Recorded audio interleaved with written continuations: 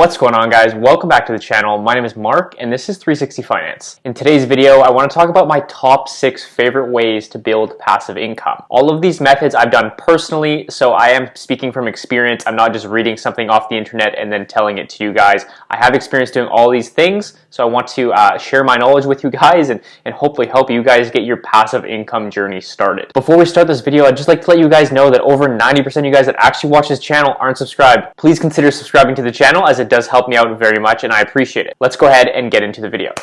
So the first one's pretty straightforward, and if you're not already doing this, I want to know what went wrong. First one is dividend growth investing, and this is essentially where you get paid to own blue chip stocks that pay a dividend yield. And maybe they're not blue chip stocks, they could be any type of stock, they could be an ETF, and you basically set these up so that they pay you on a quarterly or a monthly basis. I personally own some ETFs that pay me on a monthly basis, but you can also own a collection of individual stocks that pay you quarterly, or a collection that pays you monthly based on the distribution of their dividends. The main benefit of dividend growth investing is that you're essentially collecting income by simply owning the stock, okay? So if you buy these blue chip companies that are likely to be around for the long term, for the next decade, for the next 20 years, you'll also potentially get some capital gains along with those dividends. Companies like McDonald's, companies like Microsoft, Apple, that pay, a small yield, but are also likely to be here for the long term. So you have the potential upside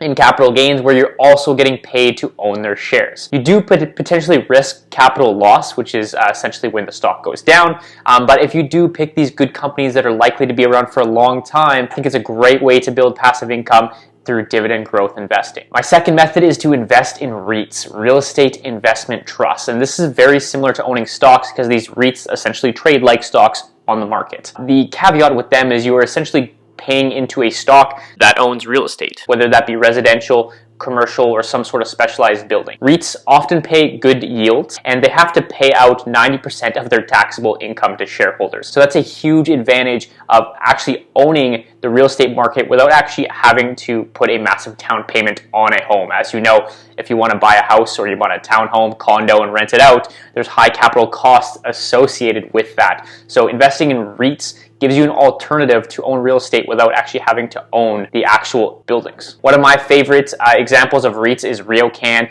I don't own RioCan anymore personally, but I did buy it on the dip this year, and after doing a little bit more research into commercial real estate, ended up dumping my position. But a good example of a REIT that pays a very good yield. It has been a dominating firm in the REIT industry in Canada for a long time. My third method for passive income is rental income, okay? Now, opposed to REITs, this is where you actually go and you'll do research on a home, and or maybe just it'll be house hacking within your own home. So if you don't know what house hacking is, that's basically renting out a room in a house that you own and lowering your cost of the mortgage because it's offset by the tenant, which is paying you rental income. The other thing you can obviously look at doing is buying a completely separate property where you basically rent out the entire home or condo or townhome, whatever that may be, and this is a great way to build passive income over time, although a lot of people tend to just break even when they're doing this, or even lose money, because you have to deal with a lot of the repairs as you are the owner of that home, and the tenant is not necessarily responsible for things that break within the house. But it's just a great way to build equity in a home while also increasing your income stream. The cons of going with rental income is, as you know, there's high capital costs up front. You need to put a huge down payment on houses nowadays, depending on which market you live in. For instance, I live in Canada and houses have shot up huge this year. There's high costs associated with this, and you have to do a lot of research in order to find a good deal on real estate or properties these days, but a great way to build another stream of income. You do also have to pay taxes on rental income, so that's another downfall. Like in Canada, you need to declare rental income and you will pay tax on that. But never hurts to take a risk, try to buy a property, try to rent it out, and then earn some rental income and see where it goes. Right now, I'm currently house hacking. We have a tenant living with us, and it helps offset the cost of my mortgage. My fourth method here for passive income is a little bit different. You probably won't see this on most other videos, and that's why I'm adding it to mine, okay? And I've recently started doing this with my investments, and if you understand options and certain strategies, you can build up passive income by selling call options while you own the underlying shares, okay? And these are called covered calls, okay? And I'm gonna try to do a quick 101 on this trading strategy, but essentially what you need to do is you need to own the underlying shares. And one option contract is typically 100 shares. So you need to own at least 100 shares before entering into a covered call strategy, okay? And after you own at least 100 shares, what you're going to do is sell a call option. So instead of going long on the call option, you are selling the call option, which means you are actually writing the contract and someone is buying it from you. A call option is the option to buy a stock at a certain price before a given date at a certain strike price. Okay, so instead of going long on the call options, what you are doing is you are selling the call option. So you are going short the call option, and basically someone is buying that contract from you. At this time, there is typically a premium paid to buy this call option contract from you, and you receive the premium up front because you are the writer of the call option. Now, an example here would be, let's say you own 100 shares of Microsoft, and Microsoft is currently trading at $251.87. Let's say you sell a call option at a strike price of $275 and it expires in a month. And there's going to be a premium that the buyer of the call option will pay to own that option contract, okay? That option contract comes straight to you. Now, in order for this to be profitable, you are essentially selling out of the money call options. You need the options to expire at the expiration date out of the money. Now, the holder of the call option still has the ability to exercise at any given point,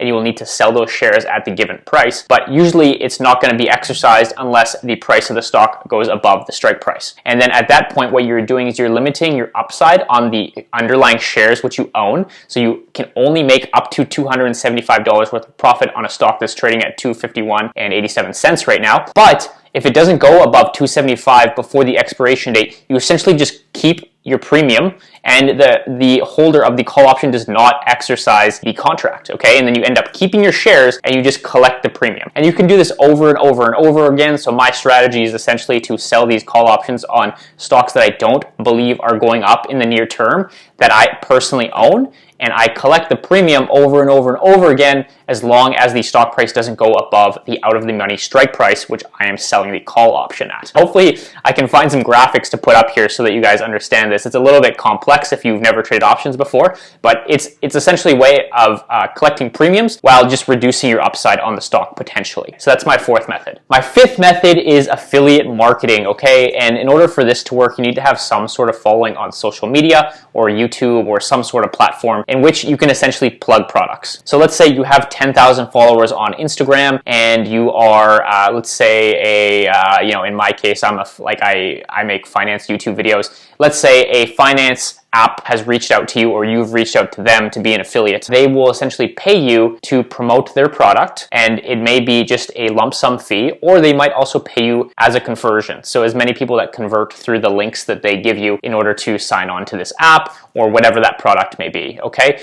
So for affiliate marketing to work, you need to have some sort of base following. You need to have eyeballs basically on your posts, your videos, your tweets, whatever it may be. Okay, but affiliate marketing is a great way to generate passive income while also partnering with local companies or any companies really that are willing to work with you and something that you believe in and products that you believe in is usually how this will work. For instance, this channel specifically, we have been sponsored by Analyst Prep, and Analyst Prep is a CFI prep provider. Essentially, they have given me their products for free, and I study using their products, and I essentially plug their products on my channel, and any conversions I make, I get a slice of the pie, okay? So that's essentially how affiliate marketing works. You need a little bit of a base following on some platform. My sixth favorite way to generate passive income is through a YouTube channel. Of course, this is YouTube. Of course, I'm going to mention the YouTube channel. Now, the one thing I'll mention in terms of a con of YouTube is it can be a lot of work, okay? And I know a lot of people think, oh, you just film a video, you edit it, so you can throw it up online. Well, there's a lot of prep that typically goes into making those videos depending on what type of videos you are making, and the editing can take a long time if you don't want to pay an editor and you don't know how to edit. And starting from zero is also very tough. It's very rewarding once you actually start getting paid through AdSense income or you start building a following, but just I found the first few months to be extremely grueling. I wanted to quit so many times, but I'm so happy I didn't, okay? I'm really so happy I didn't. And this channel is small at this time, but I love making these videos for you guys. I love helping people, And YouTube really is a great way to generate passive income. If you can't find a way to generate money while you're sleeping, you'll work for the rest of your life, right? So that's pretty much the video. That's all I have for you guys today. If you guys did enjoy, don't forget to smash the like button, subscribe to the channel, and if you learned something, don't forget to share the video with a friend. Okay? I'll see you guys in the next one. Peace.